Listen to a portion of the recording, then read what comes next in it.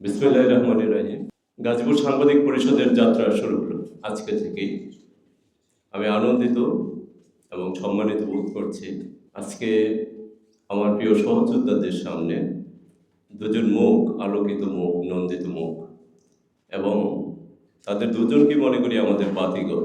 গাজীপুরে যারা বেঁচে আছেন এখন, অন্তত কালের কণ্ঠস্বরে, আমাদের কণ্ঠস্বরে, তারা হচ্ছেন সেই হাতে গোনা কয়েকজনের দুজন। একজন হচ্ছেন আজকের যিনি প্রধান আলোচক, আমার প্রাণের মানুষ, শ্রদ্ধার মানুষ, ভালোবাসার মানুষ, কবি, প্রাবন্ধিক ও অধ্যাপক অসীম বিভাকর স্যার। আরেকজন হচ্ছেন কবি, প্রাবন্ধিক ও অধ্যাপক, সহযোগী অধ্যাপক আমদুল কবির ফুকন স্যার। অসীম বিভাকর স্যারকে যদি আমরা আমাদের বাতিঘর মনে করি, এবং আমাদের আমদুল কবির ফুকন স্যারকে বলি আমি যে আমাদের বব ডিলার। এবং দুজনের মধ্যে বিপ্লব দ্রোহ এটা যেমন আছে, তেমনি গৌতম বুদ্ধের সেই বুদ্ধির বৃক্ষ। আমি এটা টের পাই যে ওনারা হচ্ছেন আমাদের বুদ্ধির বৃক্ষ, যে বৃক্ষের নিচে বসে ধ্যানে বসা যায়, নিমগ্ন পাওয়া যায়, ভালো কিছু সৃষ্টি ও নির্মাণের চিন্তা অন্তত মাথায় আসে। আমি এখানে দাঁড়িয়ে আজকে যেটা বলতে চাই, একটু আগে সঞ্চালকের ভূমিকা যিনি ছিলেন আমাদের মিঠুন সিদ্দিকী। গাজীপুর সাংবাদিক পরিষদ নামটি আমার দেয়া হলেও এই নামটিকে ছাপিয়ে যেটি আলোচিত হয়েছে, হচ্ছে, হবে, সেটা হচ্ছে মিঠুন সিদ্দিকীর দেয়া স্লোগান, সত্য ও সুশীতের পক্ষে। এখন গাজীপুর সাংবাদিক পরিষদ নতুন করে কেন, এই প্রশ্নটি আসতে পারে যে মফস্বলে এত প্রতিষ্ঠান, বিশেষ করে প্রেস ক্লাব, এটা দুঃখজনক। এটা আমি বলি, প্রায়ই বলি। শুধু প্রেস ক্লাব কেন, দেখবেন যে যত মসজিদ, মন্দির, গির্জা এত বেশি হয় একটি গ্রামে, একটি সমাজে, সবগুলো আড়ালে বিভেদের দেয়া, অন্ধকার, রক্তপাত, রক্তক্ষরণ, দ্বিধা, দ্বন্দ্ব, এগুলো। এবং এগুলো দিয়ে মসজিদের সংখ্যা যেমন বাড়ে, মন্দিরের সংখ্যাও বাড়ে, এবং আমাদের প্রেস ক্লাবের সংখ্যাও বাড়ে। এটা কিন্তু অশনি সংখ্যা, ভালো লক্ষণ না। এখন প্রশ্ন আসতে পারে যে এগুলো আপনি বলে যাচ্ছেন ভালো লক্ষণ না, তাহলে নতুন করে কেন গাজীপুর সাংবাদিক পরিষদ দান করাতে এলেন? প্রশ্ন থাকতে পারে। আচ্ছা, আপনাদেরকে একটু মনে করিয়ে দিই, মেয়র যখন ছিলেন জাহাঙ্গীর আলম, আপনার কি গাজীপুরের অসংখ্য সাংবাদিককে দেখেননি ব্যাগ নিয়ে তার বাড়ির সামনে দাঁড়িয়ে থাকতে? দেখেছেন তো? তখন খুব লজ্জা লেগেছে। কখনো কখনো মনে হয়েছে যে হায় রে, আমরা কি সেই কান শোনা মুখে মোনাজাত দিনের উত্তরাধিকার সত্যি সত্যি? এবং বারবার ঘুরে ফিরে মনে এসেছে যে আমরা কি সেই তোফাজ্জল হোসেন মানিক মিয়া, যিনি মুসাফির কলাম লিখে ইত্তেফাকে আইয়ুব খানের সেই লৌহ মানব, যে আইয়ুব খানকে বলা হতো, তার গদি এবং তার সেই শাসন ত্রাসের ধস নামিয়ে দিয়েছিলেন, সেই তোফাজ্জল হোসেন মানিক মিয়া সত্যি উত্তরাধিকার আমরা? মেয়র জাহাঙ্গীর আলমের সামনে দাঁড়িয়ে থাকে ব্যাগ নিয়ে, এবং তাকে নাকি গাজীপুরের মহানায়ক বলা হতো। তখন দুঃখ হয়, এবং এটা ভাবি, উৎকণ্ঠায়ও থাকি যে 5 তারিখের আগেও যাদের প্রোফাইল পিকচারে দেখতাম আওয়ামী লীগের নানা মন্ত্রী সন্ত্রীর নেতাদের দিয়ে প্রোফাইল পিকচার করা হতো, 5 তারিখে বলে সেই একই সাংবাদিক এখন ভুল পাল্টালেন। এখন বিএনপির নেতাদের চেহারা দেখা যাচ্ছে, পোশাক দেখা যাচ্ছে। এগুলো সাংবাদিকদের জন্য ভালো লক্ষণ না। হ্যাঁ, মত পথ আদর্শ থাকতে পারে, দর্শন থাকতে পারে, তার নির্দিষ্টই থাকা উচিত, একটি জায়গায় স্থির থাকা উচিত। তাহলে এখন আপনাদেরকে যদি বলি যে মধ্যসতীপুরের দালাল যারা, হাইবার মার্কেটিং এর ব্রোকার, আপনি দেখবেন আমার এই সোনার বাংলা সবচেয়ে ভালো আছেন তারা। বিপদে পড়ে কারা? এই যে অসীম বিভাগের অধ্যাপক আহমদুল ফুকন সাহেব এবং সাইদ চৌধুরী বা শাহান শাহাবুদ্দিন, মুজাহিদ, তাদের মতো মানুষেরা বিপদে পড়ে। কেন জানেন? ওই যে যখন আওয়ামী লীগ শাসনে ছিল, তখন তো আমাকে এমপির বিরুদ্ধে কথা বলতে হয়েছে।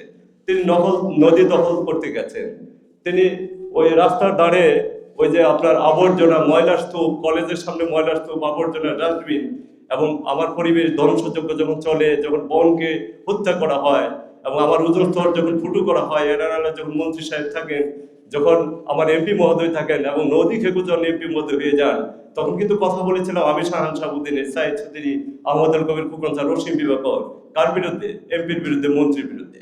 এবং এমপি মন্ত্রীরা যখন হয়ে গেলেন, আমরা কিন্তু কারো বাড়িতে কোনোদিন এক কাপ চা খেতে যাইনি, কিন্তু আমাদের যেমন স্বীকৃতি কি মিলেছে 5 তারিখের পরে, আমাদের উল্লেখযোগ্য এখন ট্যাগ লাগানোর চেষ্টা হচ্ছে যে আমরা নাকি ফেসিস্টদের দোষর ছিলাম। আচ্ছা, যদি তাই হয়ে থাকে, আপনারা দেখবেন যে ডিবির হারুন, যাকে নিয়ে এত হুলস্থুল, ডিবি হারুন 5 তারিখ আগে যতদিন এই বাংলাদেশে ছিলেন, তার বিরুদ্ধে কজন কলম ধরেছেন? আপনার গুগল সার্চ দিয়ে দেখেন তো, পুলিশ ভাইরা সাবধান, ডিবি হারুনের বিরুদ্ধে আমার কলাম আছে কিনা। দেখেন তো মোজাম্মেল সাহেবের বিরুদ্ধে আমার কলাম আছে কিনা, আপনারা সার্চ দিয়ে দেখবেন। এবং এমপি যে ইকবাল হোসেন সবুজের বিরুদ্ধে আমার প্রতিবেদন আছে কিনা। এবং বনদস্যু বালি দস্যু, ভূমি দস্যু, নদী দস্যু, তাদের বিরুদ্ধে আমার বক্তৃতা, বিবৃতি, প্রতিবেদন আছে কিনা আপনারা একটু গুগল, ইউটিউবে সার্চ দিয়ে দেখেন তো।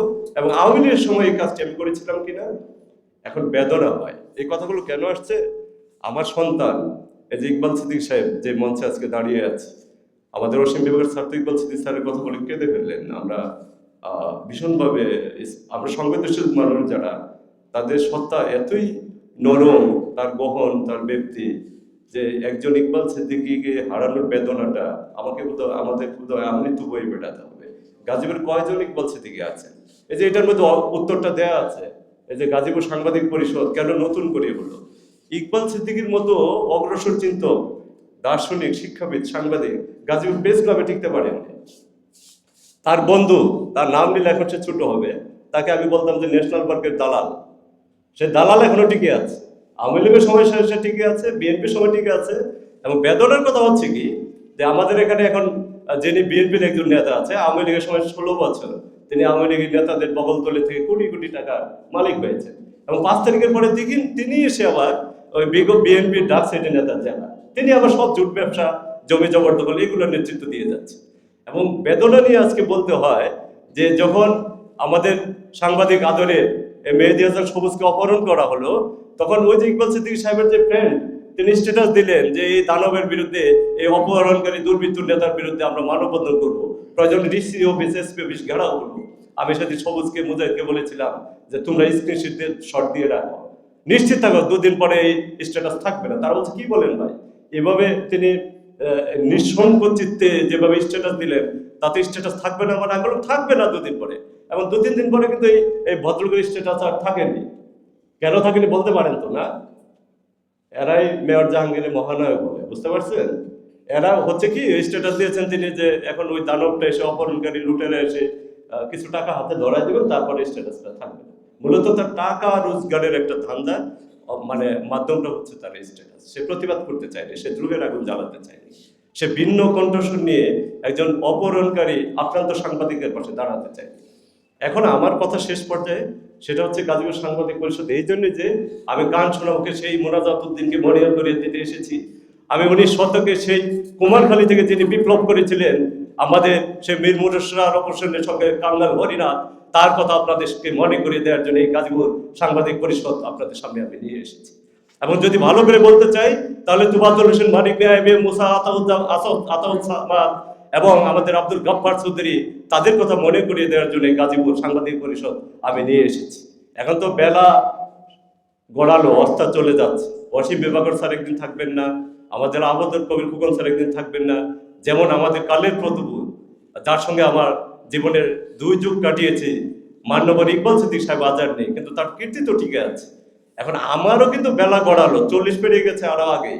ফলে আমার সূর্যটার মধ্য গগনে নেই, পশ্চিম হেলে যাচ্ছে। এখন হেলে যাবার কালে আমি যেটি চাই সেটি হচ্ছে যে মুজাহিদ দুঃখ ভারাক্রান্ত মন নিয়ে বলে গেছেন 213 দিন সে জেল খেটেছে, সে নির্যাতিত হয়েছে, রিমান্ডে মার খেয়েছে, বেদনায় বারবার মর্মন্তত আর্তনাদে কেঁদে উঠেছে, কুপে উঠেছে, কিন্তু হার মানতে চায়নি মুজাহিদ। আমি চাই গাজীপুর সাংবাদিক পরিষদের মধ্য দিয়ে, ভেতর দিয়ে এরকম অসংখ্য মুজাহিদ, 5টি নয় 10টি নয়, অন্তত 20টি 30টি মুজাহিদ, মানে অন্তত সারা বাংলাদেশের সৃষ্টি একজন মুজাহিদকে দেখে। এই যে মেহেদী হাসান সবুজ সহ যারা এখানে আছে, আমাদের ওই যে জুবায়ের প্রধান, এখন টেলিভিশনে যে স্টাফ রিপোর্টার, আমরা আদরের ছোট ভাই, চমৎকার কথা বলেছেন।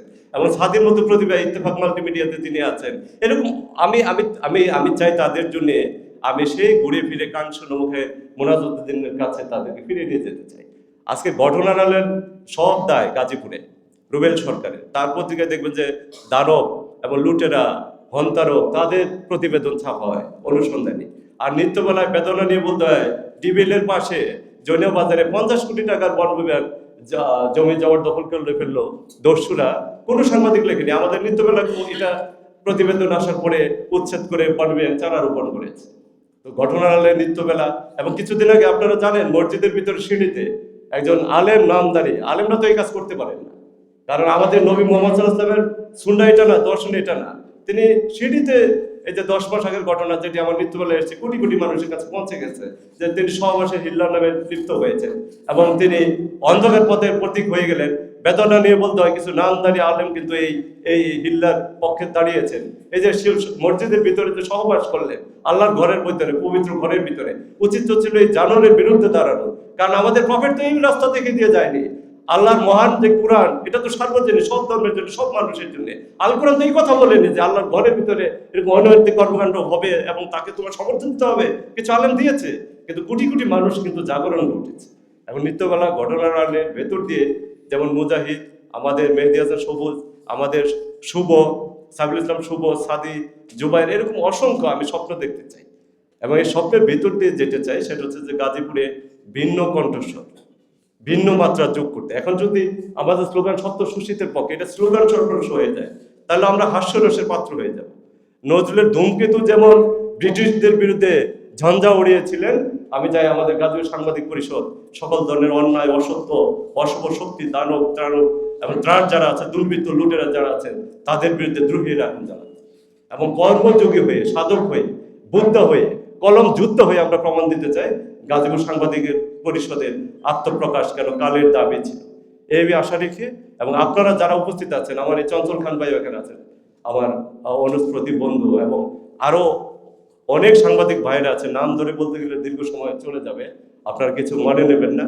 আপনাদের সবার প্রতি আমি কৃতজ্ঞতা জানাচ্ছি, অভিবাদন জ্ঞাপন করছি, এবং একই সঙ্গে বলছি যে আমি শাহান সাহেবের স্বপ্ন দ্রষ্টা হলেও বা প্রধান উপদেষ্টা হলেও মূলত হাল ধরতে হবে আপনাদেরই, এবং ইয়াং ক্রেজ মুজাহিদের মতো যারা আছে তাদেরকে আমরা সামনে রেখে, আমরা যাদের বয়স হয়ে গেছে বলে মনে করছি, তারা তাদের ছায়া হয়ে, এই যে আমাদের এস এম জহিরুল হক, আমরা চাই তাদের দিয়ে অন্তত যে চেতনার আগুন জ্বালাতে চেয়েছিলেন মহান বীর মুক্তিযোদ্ধার ৭১-এ, এবং ৫ই আগস্ট যেই বড় ঘটনাটি এদেশের স্বাধীনতা উত্তরকালে ৯০ সরেচারি সরকার পতনের পরে যেটি ঘটেছে, এবং এই প্রেক্ষাপটে দ্বিতীয় শ্রেণীতে পড়ুয়া আমার সন্তান আবরার গল্প, তার একটি কবিতা আছে।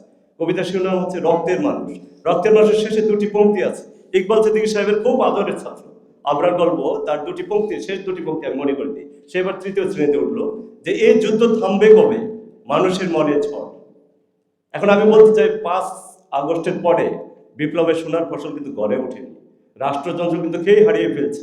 আমাদের না দিতে পেরেছেন তারা নির্দিষ্ট কোনো তত্ত্ব, না দিতে পেরেছেন দর্শন, না দেখতে পাচ্ছে এখন সুনির্দিষ্ট বৈষম্য বিরোধী যে কনসেপ্টটি নিয়ে আসা হয়েছিল এবং বিপ্লবের যে সুফসলটা গড়ে আসার কথা ছিল, তার ধারে কাছেও এখনো পর্যন্ত রাষ্ট্রযন্ত্র যেতে পারেনি। এখন রাষ্ট্রযন্ত্র যেন খেই না হারায়, বিপ্লবের সোনার ফসল যেন ঘরে আসে, একই সঙ্গে পরাজিত শক্তি যেন ৭১-কে ভুলিয়ে দিতে না পারে, তার জন্য কাজ করবে গাজীপুর সাংবাদিক পরিষদ। সবাই পাশে থাকবেন এই প্রত্যয় রেখে সবাইকে আমার হৃদয়ের গহন থেকে ধন্যবাদ ও কৃতজ্ঞতা জানিয়ে কথা শেষ করছি। আল্লাহ হাফেজ।